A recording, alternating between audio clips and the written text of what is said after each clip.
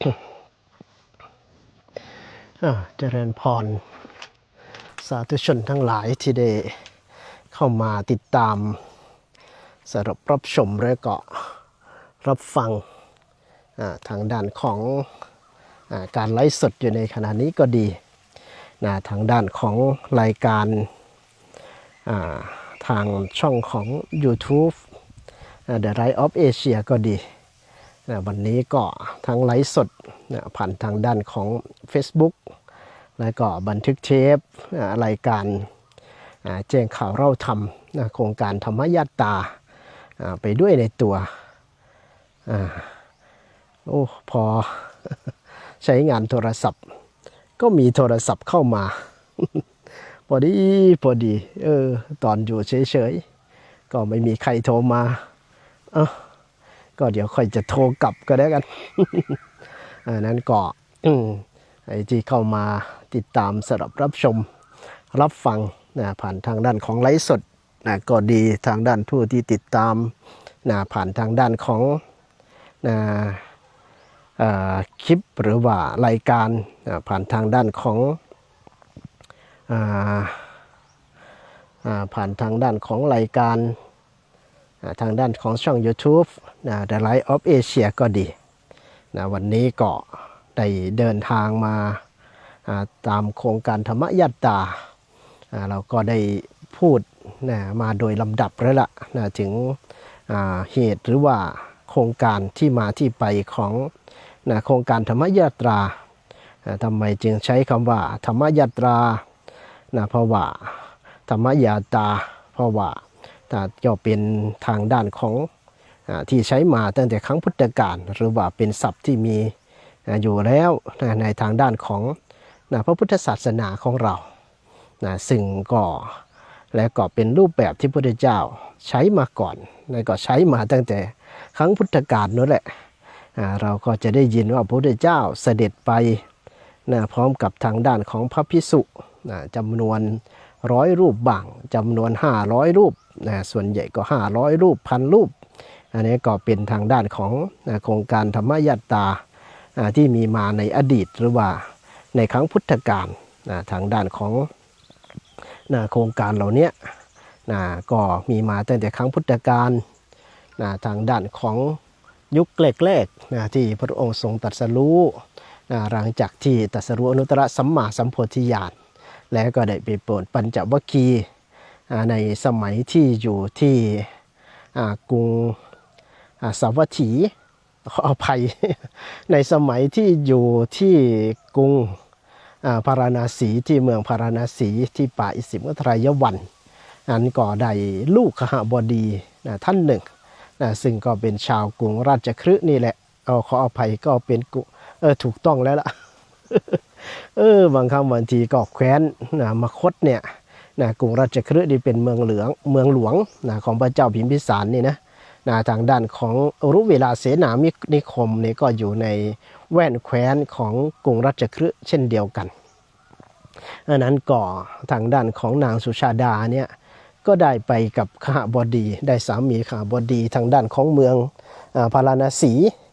พอได้ขหบดีทางด้านของเมืองพาราณสีแล้วก็ได้อพยพโยกย้ายไปอยู่กับสามีพอไปอยู่กับสามีก็ได้บุตรตามคำขอที่เคยบนบานศาลกล่าวเอาไว้ที่ต้นไทรบนบานศาลกล่าวเอาไว้ที่ต้นไทรที่ในเขตอุรุเวลาเสนานิคมที่วานางกลับมาลอยถาดในช่วงที่เดินทางกลับมาลอยถาดเนี่ยเข้าใจว่ายัสสกุรบุตรเนี่ยโตแล้วอายุ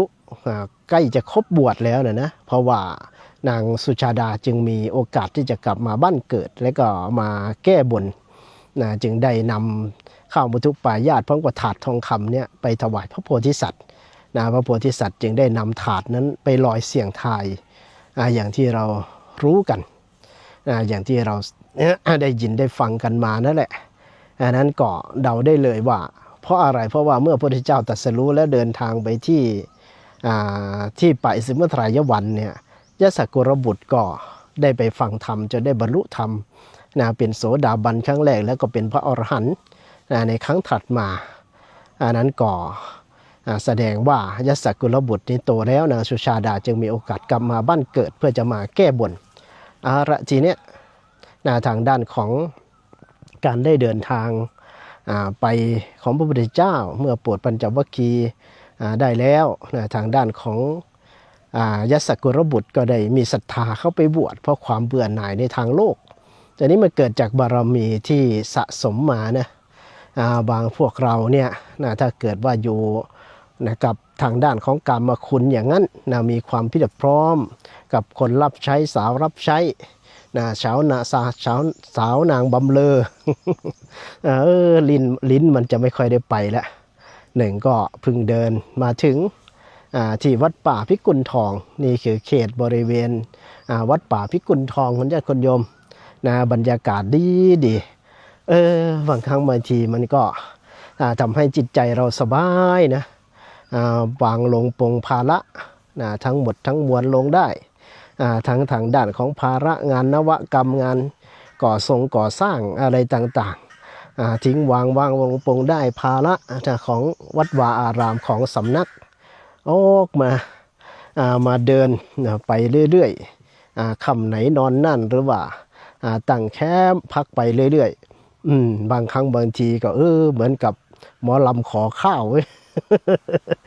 มาเปิดแสดงตอนเช้าก็ออกไปบิณฑบาต คิดมาเหมือนหมอลำขอข้าวนะเดี๋ยวนี้คณะเพชรสีเหลืองหางเครื่องสีขาว อันนี้ก็มาปักหลักอยู่ทางด้านของวัดป่าพิกุลทองมาถึงก็จัดเตรียมทางด้านของสถานที่เสร็จสับเรียบร้อยพอมีเวลาเพราะว่าใกล้สิ้นสุดโครงการของการเดินธรรมยาตาแล้วก็เลยได้มาพูดมาคุยเมื่อกี้ก็ได้ปรารภถึงทางด้านของท่านยศกุลบุตรแล้วก็ปรารภถึงทางด้านของนางสุชาดาผู้เป็นมารดาแล้วก็ปรารภถึงว่าเนี่ยถ้าบุคคลบารมีไม่เพียงพอหรือว่าสร้างบารมีมาไม่ดีพอเนี่ยก็จะไปหลงติดอยู่กับกรรมคุณเพลิดเพลินอยู่กับความสะดวกสบายความร่ำรวยความถูกบำรุงบำเรอด้วยทางด้านของทรัพย์สินเงินทองถูกบำรุงบำเรอด้วยกรรมคุณทั้ง5รูปเสียงกลิ่นรสนางบำรุงบำเรอมากมายแต่ในขณะเดียวกันเมื่อสะสมบุญญาบารมีมาพอกับเห็นสิ่งนั้นเนี่ยเป็นสิ่งที่น่าเกลียดน่ากลัวอย่างการเห็นทางพวกนางลำพวกนางบำเรอนอนเผลอสติน้ำลายไหลกรุนโกรนอะไรมีกิริยาอาการเหมือนกับป่าช้าพิดิบยังไงอย่างนั้นพอเห็นอย่างนั้นในก่อทางด้านของนางของด้านของยศกุลบุตรเนี่ยก็มีใจเบื่อหน่ายอุทานไปโดยตลอดหรือว่าที่นี่วุ่นวายเนาะที่นี่ขับข้องเนาะจนไปถึงนู่นละชายป่าของป่าอิสิมิตรายวันที่พระเจ้าประทับอยู่พระพุทธเจ้าก็จึงบอกเอหิยัสสะอันนี้นี่ก็พอยัสสะได้ยินแล้วก็ตกใจเลยใครท่านใดที่มาอยู่ในป่านี้รู้จักชื่อเราด้วย รู้จักชื่อเราด้วยก็เลยเกิดความดีอกดีใจว่าใครมาอยู่ที่นี่ก็เลยพระเจ้าว่ามาเถอะยัสสะที่นี่ไม่วุ่นวายที่นี่ไม่ขับคล่องเนี่ยพอเข้าไปก็เลยได้เข้าไปบวชเมื่อทางด้านของเพื่อนฝูงบริวารได้ยินข่าวว่ายัสสกุลบุตรเนี่ยไปบวชอัศจรรย์เลยระดับเศรษฐีผู้มีรองเท้าเป็นทองคำทางด้านของยัสสะเนี่ยมีปราสาท3ฤดูอยู่ปราสาท3หลังอยู่3ฤดูเนี่ยอยู่เหมือนกับทางด้านของเจ้าชายสิทธัตถะเลยนะไม่ใช่รวยธรรมดานะระดับขหบดีนะเศรษฐีระดับขหบดีเลยล่ะทางด้านของมีปราสาท3ฤดูอยู่เช่นเดียวกันมีรองเท้าเป็นทองคำเนี่ยใส่รองเท้าทองคำเนี่ยไม่ใช่ธรรมดาอันนี้ก็พวกบริวารต่างๆเพื่อนฝูงก็อัศจรรย์แหละร่ำรวยขนาดนี้มีเงินมีทองมากขนาดนี้สละออกบวชได้เนี่ยไม่ใช่เรื่องธรรมดาเพราะฉะนั้นการบวชนี่ต้องดีแน่นอนอย่างนั้นนะยศกุลบุตรจึงไปบวชเพื่อนฝูง ก็เลยไปบวชตามตั้ง50-60ท่านคนยาคนยอม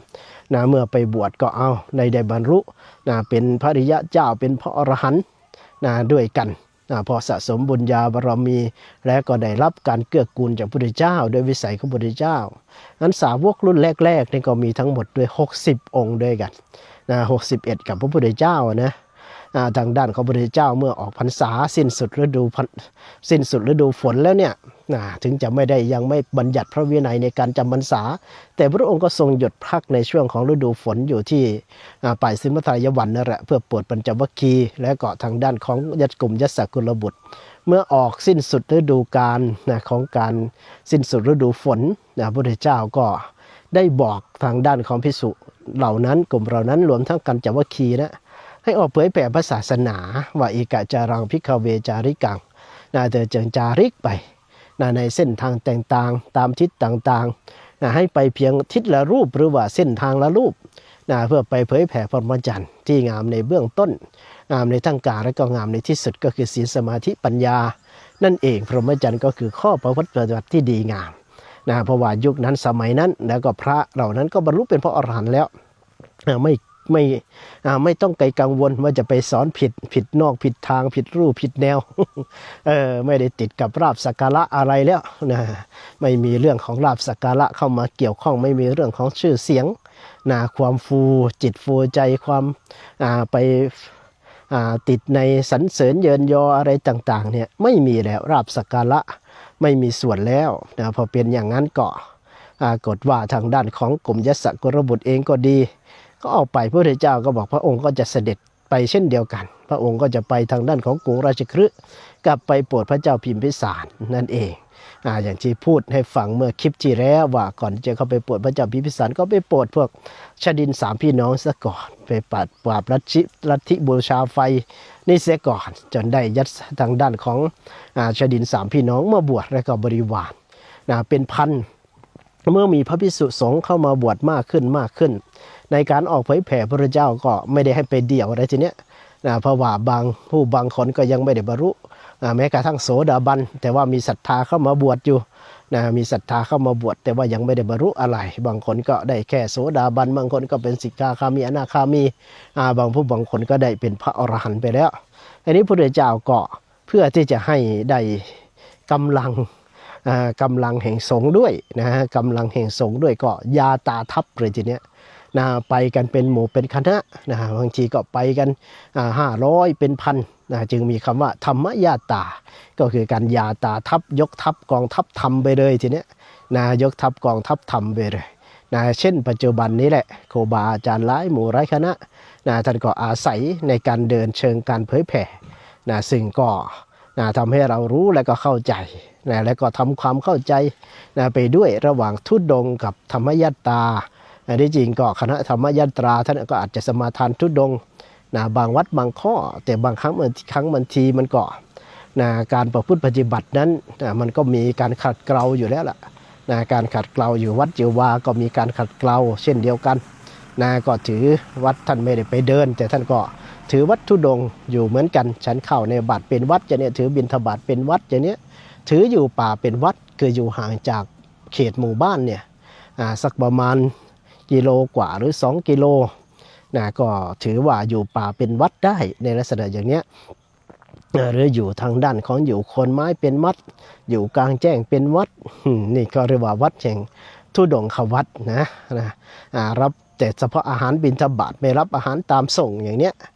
ซึ่งวัดเหล่านี้ก็จะมาขัดเกลาในแง่ต่างๆในด้านต่างๆที่เราไปติดอย่างติดในรสชาติของอาหาร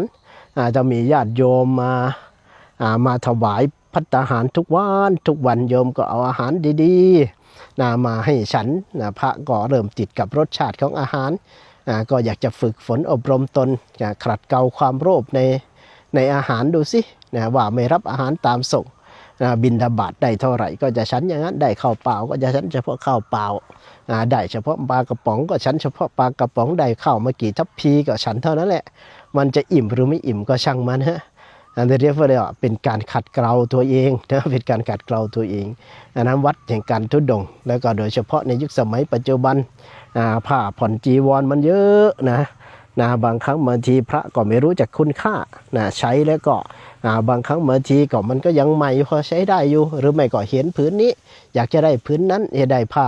มิชลินมาก็อยากจะได้โทเลได้โทเลมาก็อยากจะได้ฝ้ายได้ฝ้ายมาก็อยากจะได้ผ้าไหมอย่างเนี้ย นะพอมันเป็นอย่างนี้ก็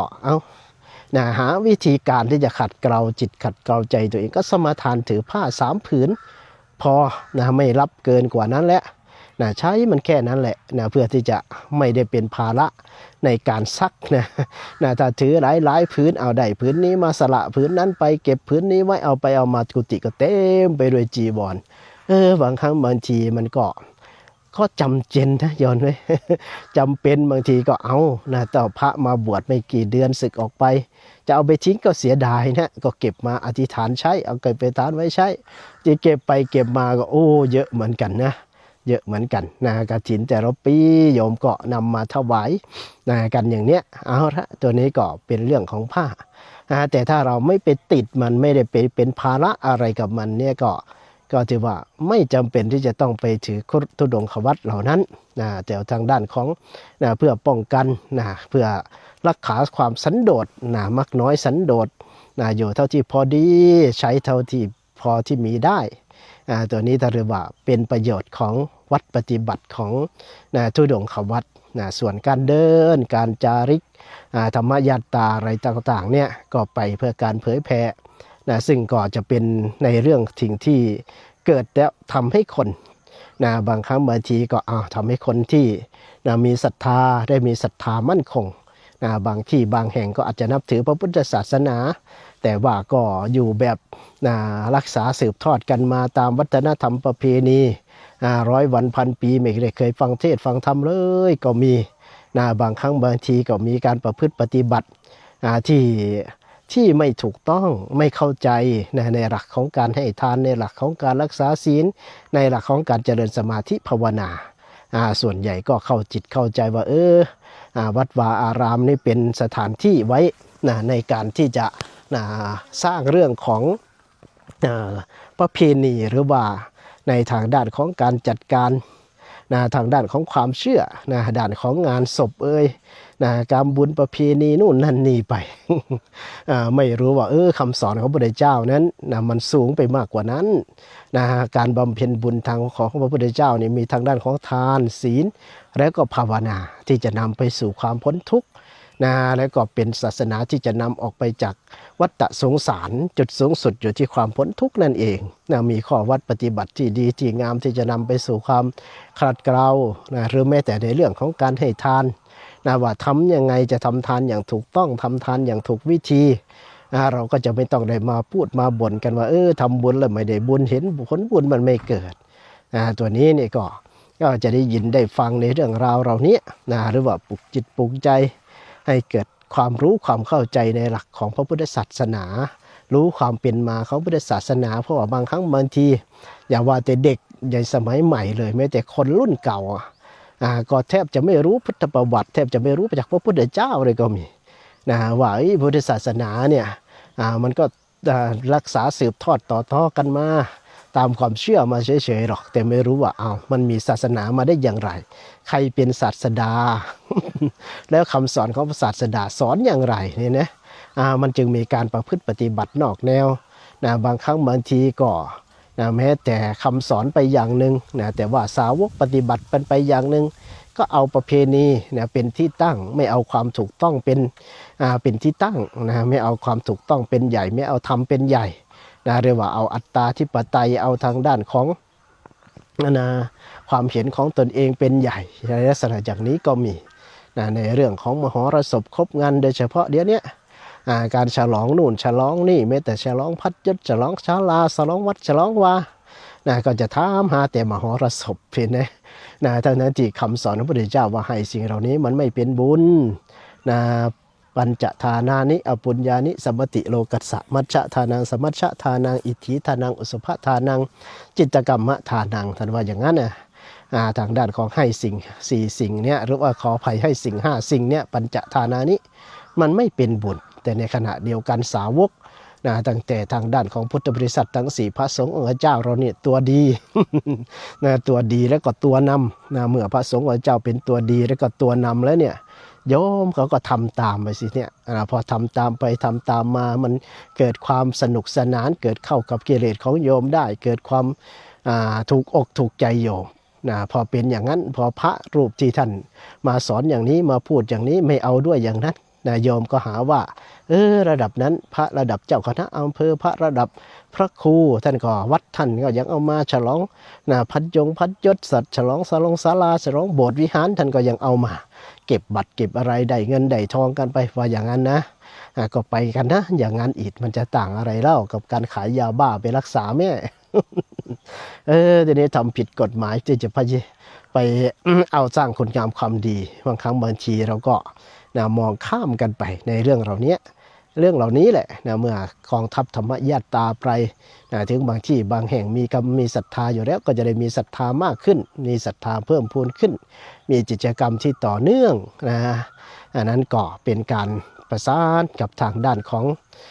ครูบาอาจารย์ในเขตพื้นที่ปลูกเราทางด้านของชาวพุทธของเราให้ได้กลับมามีความมั่นคงในศรัทธาเข้าใจในหลักของ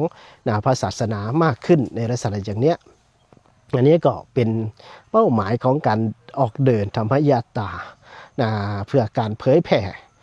จริงๆแล้วบางวัดท่านก็เผยแผ่ของท่านอยู่แล้วนั่นแหละปลูกศรัทธาอยู่ได้อย่างมั่นคงเราก็ไปต่อเติมเสริมเต็มไปพึ่งพาอาศัยท่านไปชมบารมีท่าน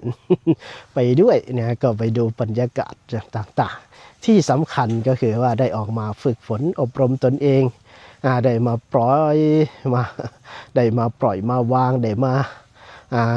ปรับอารมณ์อะไรต่างๆฝึกสติในการเดินฝึกขันติในการเดินและที่สำคัญก็คือว่าเมื่อได้ออกมาอย่างนี้มันรู้สึกว่าปริโภท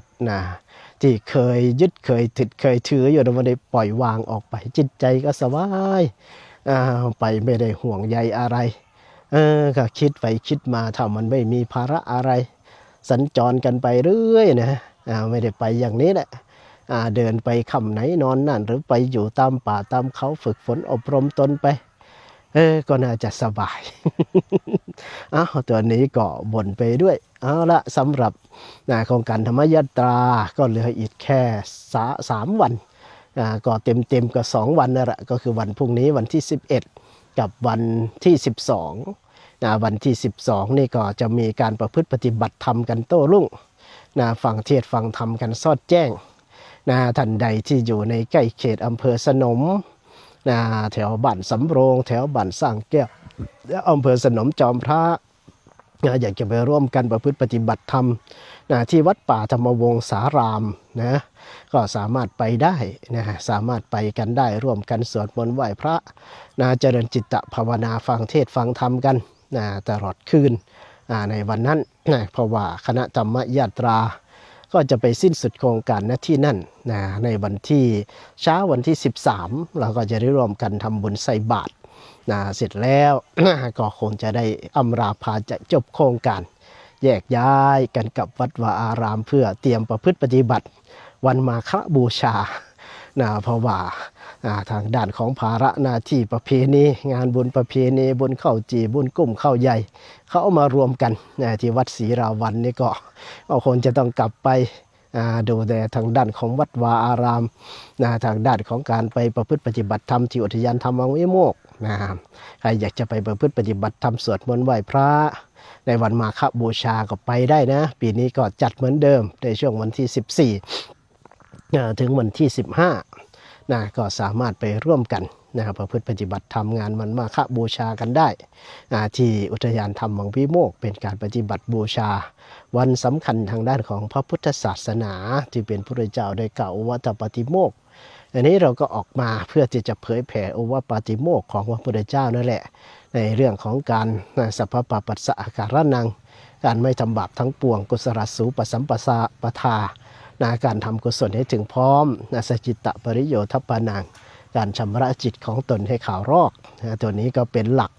การใหญ่ในพระพุทธศาสนาและก็เป็นสิ่งที่หลักธรรมที่พระพุทธเจ้าทุกๆพระองค์นะทรงได้สอนหรือว่าทรงได้แสดงเอาไว้นะก็เป็นคำสอนที่เหมือนกันพระพุทธเจ้าทุกๆพระองค์ก็จะสอนอย่างนี้แหละอันนั้นเราก็ออกมาเผยแพร่หลักธรรมคำสอนใหญ่ในทางพระพุทธศาสนาและก็ไปประพฤติปฏิบัติบูชาในเหตุการณ์สำคัญทางด้านของวันมาฆบูชากันในวันเพ็ญเดือน3นะที่จะถึงในวันข้างหน้าก็คือวันที่14อันนั้นก็ในวันที่11นะพรุ่งนี้ก็ประมาณนี้แหละก็คงจะเดินถึงวัดป่าธรรมวงศ์จากนี่ไปก็ประมาณ3-4 กิโลประมาณ4 กิโล4 ประมาณ4 กิโลนี่แหละนะอยู่ประมาณเนี้ยในการเดินจากนี่ไปก็ไม่ไกลเท่าไหร่ก็ระยะทางในช่วงของการเดินแต่ละจุดเนี่ยก็วางเอาไว้ในประมาณเนี้ยเพราะว่ามีทางด้านของอุบาสิกาอุบาสกอุบาสิกาคนเฒ่าคนแก่คุณยายอยากจะมาเดินด้วยมาตามด้วย ก็สามารถเดินตามกันไปได้แล้วก็ที่สำคัญก็ใครเดินไม่ไหวก็มีการขี่รถ นั่งรถไปร่วมประพฤติปฏิบัติธรรมฟังเทศน์ฟังธรรมส่วนใครที่จะไปดักล้อประพฤติปฏิบัติธรรมเอาในวันที่12ก็สามารถไปได้เลยนะไปได้เลยไปร่วมกันนั่นก็เป็นการไปปฏิบูชาในวันมาฆบูชาปฏิบูชาของพระพุทธเจ้าไปในตัวหลังจากนั้นก็นู่นแหละปีหน้าเส้นทางนี้เนี่ยก็คิดว่าน่าจะเป็นเส้นทางหลักในการเดินธรรมยตราระยะสั้นในแต่ละปีระยะสั้นก็คือสั้นทั้งด้านของเวลาก็คือ10 วัน 11 วันโดยประมาณแล้วก็ทางด้านของสั้นทั้งระยะทางในการเดินแต่ก็จะมีการเดินธรรมยตราระยะไกลอยู่เนี่ย จะเดินเส้นทางระยะไกลอยู่จากพระโพธิ์ศรีธาตุสู่พระธาตุพนมเนี่ยได้ปรารภเอาไว้นานแล้วเป็น10 ปีแล้วล่ะว่าอยากจะเดินเส้นทางนี้ซึ่งก็เคยเดินแต่ไม่ได้เคยพาญาติโยมเดินเคยพาพระนี่เดินมาแล้วก็ไปกันแบบจาริกไปเรื่อยๆเนี่ยก็เดินมาแล้วก็เป็นทั้งยาวทั้งระยะเวลาก็ควรจะใช้เวลาเกือบเดือนนะใช้เวลาเกือบเดือนจะแล้วก็ยาวทั้งระยะทางก็หลายร้อยกิโลที่จะเดินไปสู่พระธาตุพนมก็คิดว่าเป็นโครงการธรรมยตราอีกโครงการหนึ่งที่ว่าจะจัดในโอกาสต่อไปก็คงจะปลายปีในช่วงของเดือนธันวาต้นเดือนธันวานี่นะต้นเดือนธันวาเพราะว่าเสร็จงานปริวาสเดือนพฤศจิกาอาจจะหลังจากเสร็จงานปริวาสนี่นะวันที่30 พฤศจิกาประมาณ1 ธันวาเนี่ยน่าจะได้เดินเพราะว่าเดินไปปฏิบัติธรรมที่พระธาตุก็คาดว่าจะกลับมาแล้วก็จะกลับมาสวดมนต์ข้ามปียกทัพกลับมาสวดมนต์ข้ามปีกันเลยในช่วงนั้นในช่วงของก่อนปีใหม่วันนี้ก็เป็นการกำหนดเอาไว้ในช่วงของงานสำหรับญาติโยมเองก็จะได้เตรียมตัวกันแต่เนิ่นๆเตรียมตัวกันแต่ต้นเพื่อจะเดินธรรมยตรากันในช่วงอากาศก็เริ่มเย็นแล้วล่ะต้นเดือนธันวานี้อากาศเริ่มเย็นแล้วเพราะว่าปีธันวามกรากุมภาเนี่ยมันอยู่ในช่วงของหน้าหนาวเพราะฉะนั้นก็นี่ก็เป็นโครงการธรรมยตราทั้งระยะสั้นและก็ระยะยาวเอาละสำหรับวันนี้ก็คงจะปรารภไว้เพียงเท่านี้สำหรับการพบปะก่อนเวลาค่ำก็ติดตามสำหรับรับชมการไลฟ์สดในช่วงของตอนกลางคืนกันได้แล้วก็ติดตามคลิปภาพบรรยากาศของการเดินธรรมยตรากันได้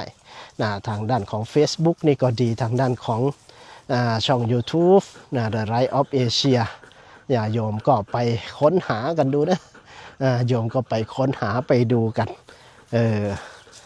ไปดูกันว่าThe Light of Asia มันอยู่ช่องไหน